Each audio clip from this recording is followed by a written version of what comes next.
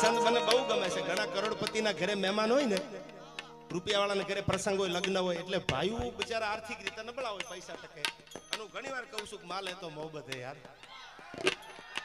બાપુ ઘણા કહે છે કે રૂપિયા હાથનો મેલ છે. જીગરસિંહ, એ મેલ વાળાને કહેજો કે તમે માતાજીના હમસે લોન ન કરાવતા, રોકડે લઈ લો. એ તો જેને વીઠી હોય એને ખબર હોય યાર પૈસાની તાકાત શું છે. સવારમાં દવાખાને જવાનું હોય, દવાખાનું આવીને ઉભું રહી ગયું હોય, ગામના પાદરમાં એક બસ નીકળતી હોય પોપટભાઈ, અને ગામમાં ઉસીના પૈસા લેવાના હોય, એ ભાઈ જાગ્યા ન હોય, આ બસ આવવાનું ટાણું થઈ ગયું હોય, દવાખાનાનો દર્દી હાર્યા હોય અને પૈસા વાંકે બસ વહી જાય, એને કોક દી પૂછજો પૈસા શું છે યાર, તો ખબર પડે. બાકી નાણા વગરનો નાથીઓ અને નાણે નાથા લાલ.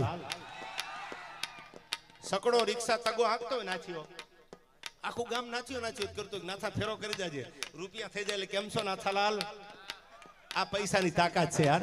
કાજીની કૂતરી બીમાર પડ્યું, ઘણી વાર દાખલો દઉં છું, આખું ગામ ખબર પૂછો કે બાપુ કે તમારી કૂતરીને એકચ્યુઅલી તબિયત ખરાબ હતી, હવે કૂતરી ક્યાં ગઠીમાં હતી એની, તો એને ખબર પૂછવા ગયા. શું કામ? કાજી પૈસા વાળો હતો, કાજીનું નામ હતું એટલે એને હારું લગાડવા ગયા. એકચ્યુઅલી કાજીભાઈ તમારી કૂતરી બીમાર હતી, એકચ્યુઅલી એને મજા નહોતી, એકચ્યુઅલી આમ છે તેમ છે બધું કર્યું, પણ જેથી કાજી ગુજરી ગયો ને તેથી શમશાનમાં કાગડા ઉઠતા હતા કે હવે હારું કોને લગાડું, આ દુનિયા છે નક્કી તમારે કરવાનું છે યાર. આવા ભગવાધારી એક દી મહેમાન બન્યા હતા બિલખાના પાદરમાં જુનાગઢ આગળ, અને કીધું કે તારામાં તેવડ હોય તો દીકરો ખાંડીને ખવડાવી દે. એ તો હતો ભગવાન, પણ તેથી કીધું તું તો હવે સાંભળી લો, દીકરો ખાંડીને ખવડાવી દઉં. અનુપમા જો એનો વાંધો નથી, પણ કોક દી ગાવા ઇતિહાસ યાદ રાખજો યાર. ઘણા બહેનો આહુડા પાડતા હોય છે, અનુપમા દુખી બહુ છે, અનુપમા દુખી બહુ છે. કોક દી મુંબઈમાં આટો મારો, એ જલસા કરે છે યાર. દુખી તો આપણે છીએ બાપુ, માનસરોવર બાપુ, આપણે કરવાની શું જરૂર છે? ઇતિહાસને યાદ રાખવાના છે. ભારત વર્ષની દીકરી ઇંગ્લિશ મીડિયમમાં ભણતી હોય, ગુજરાતી મીડિયમમાં ભણતી હોય, ભણવાનું, education is the best weapon. મોટામાં મોટું આ જમાનાનું હથિયાર હોય તો ભણતર છે. એ તમે જાણો છો. બાવળિયાળી હમણાં થોડા સમયમાં એક જબરજસ્ત આખી છાત્રાલયનું જે ઓપનિંગ થવા જઈ રહ્યું છે થોડા સમયમાં.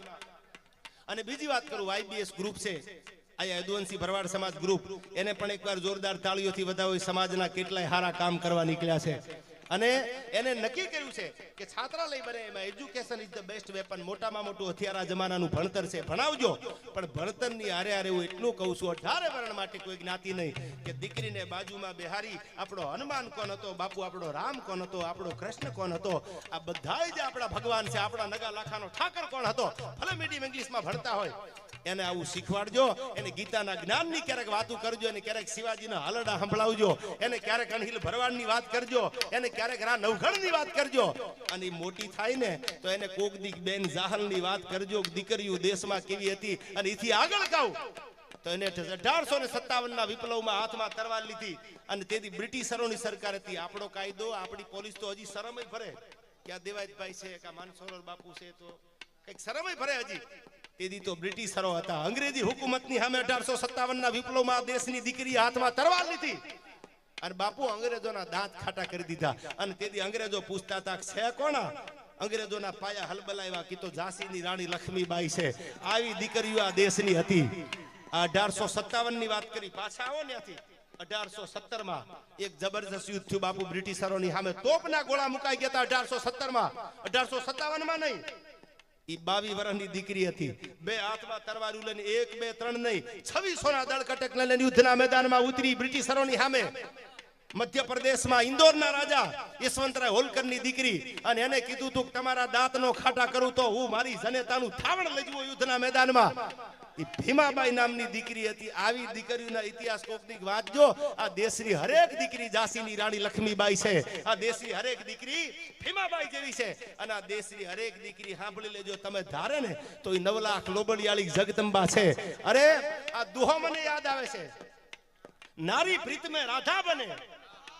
આ દેશની નારી જો પ્રેમ કરે ને તો રાધાના જેવો બાપુ પ્રેમ કરે. દુહા સાંભળજો, નારી પ્રીત में રાધા બને અને ગ્રહસ્થી में બને જાનકી. આ દેશની દીકરી ચોરીએ ફેરા ફરી અને પોતાના પતિની હારે હાલતી થઈ જાય તો જાનકીની જેવા માથે ઘરના ઘા દુખના થઈ જાય ને તો ધરતીમાં હમાઈ જાય. બાકી નક્કી કરી લે કે કેની આબરૂની મુઠ્ઠી ઉગાડી નહીં થવા દઉં. નારી પ્રીત में રાધા બને અને ગ્રહસ્થી में બને જાનકી.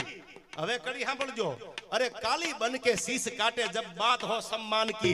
कालका बनी जाए, हाथ में तलवार लई ले અને હાવા દુશ્મનોના માથા ઉતારી લેજો પોતાના સમાનની વાત હોય તો આ નારીની તાકાત છે નારી પ્રીત में राधा बने અને गृहस्थी में बने जानकी अरे काली बन के शीश काटे जब बात होवे सम्मान की પોતાના સમાનની વાત આવે ને તેથી આ દેશની દીકરીઓએ માથા ઉતારી લેતા વાર નથી લાગી ઈ આ દેશની દીકરી છે સાહેબ એને તમે ભણાવજો ગણાવજો પણ એને આપણી ધરોહરની આપણી સંસ્કૃતિની આ સનાતન ધર્મની વાતો સંભળાવજો શું કામ કે એના કુખેથી જે દીકરા જન્મે એના કુખેથી જે દીકરી જન્મે ઈ સાહેબ આ ભારતની પેઢીયું છે આ ભારતનું આવનારું દાતાર છે આ ભારતનો આવનારો મર્દ માણસ છે એટલા માટે અમે આ ગળા તાણી તાણી તમારી સામે વાતો કરી છે કે એવું કઈ સમજાવજો એવું કઈ શીખવાડજો ત્યારે મને યાદ આવે છે આયા પણ મને અહીંથી ફરમાય છે એટલે અમારે સ્વર્ગસ્થ એવા લાલો માધવ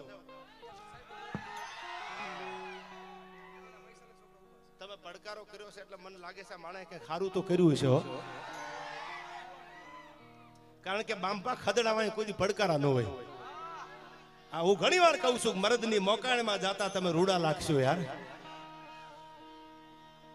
પણ બાયલાની જાનમાં ન જાતા કોઈ દી આ કાંઈ કઈ વાતો હવે એકચ્યુઅલી શું થાય છે હવે શું થાય છે કાંઈ કરવાનું શું હોય ભાઈ લડી લેવાનું હોય માથે પડે તો હવે પ્રોગ્રામ કર્યો તો માનસરોવર બાપુના સાનિધ્યમાં એક જબરજસ્ત લોક ડાયરો બાપુએ આયોજન કર્યું હતું અને મેં બાપુને કીધું હતું મેં કે બાપુ હાંકડું બહુ ખખડાવે છે હવે સહન નથી થતું અને બાપુ અમારે ત્યાં જબરદસ્ત ડાયરો પહેલો મને એમ થયું કે ચાલુ આ બાજુ આપણા ડાયરા આપણી સાહિત્યની ભાષા પણ તમારા બધાનો પ્રેમ એવો છે અમારી સાથે કે લોક સાહિત્યને એક એક વાતને આજના યુવાનો ઝીલે છે આમ એક એક વાતને આમ પકડે છે છીપલામાં જે મોતી હોય ને એમ એક એક વાતને પકડતા જાય છે ત્યારે આ સ્વર્ગસ્થ એવા લાલાભાઈ માટે આ મારે બે કડી ગાવી છે હાકનો પડકારો કરજો પૈસા હોય તો આ સુધી ગોળ કરવા આવજો ન હોય તો હું સમજુ છું ભાઈ એમાંય મૂંઝાતા નહીં તો સમય બલવાને નહીં પુરુષ બલવાને યાર એ તો સમયના વાજા છે મુકેશભાઈ ત્યારે મને યાદ આવે છે આ સાહેબો ગોવાળીઓ બે કડી મને કીધું છે એટલે માટે કે સાહેબો રે એ ગોવાળીઓ રે મારો મીઠડો રે ગોવાળીઓ